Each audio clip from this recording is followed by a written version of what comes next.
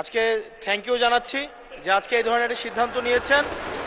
আমার এই অপোজিশন থেকে আপনাদের সবাইকে থ্যাংক ইউ জানাচ্ছি যে একটা বসার অন্তত জায়গা হয়েছে।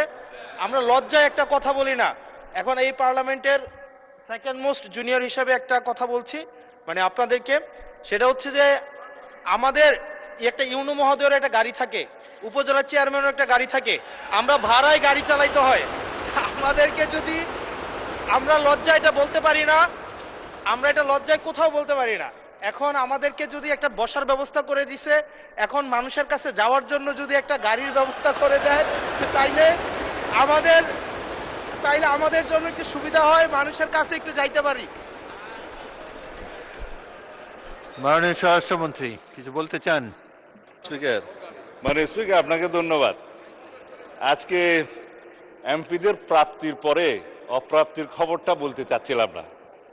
আমাদের মাননীয় প্রধানমন্ত্রী যেদিন সংসদ নেতা নির্বাচিত হয়েছেন, আমাদের পার্লামেন্টারি পার্টি মিটিংয়ে প্রথমেই দুটো অনুশাসন দিয়েছেন যে আমরা এমপিরা এই নতুন পার্লামেন্টে জনপ্রত্যাশা অনুযায়ী আলাদা কোনো সুযোগ সুবিধা নেব না।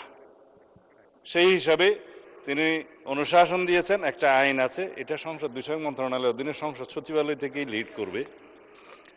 এই আইনে আমরা একটা সংশোধনী আনবো যে এই মহান জাতীয় সংসদের কোনো সদস্য আমরা ট্যাক্স ফ্রি গাড়ি নেব না।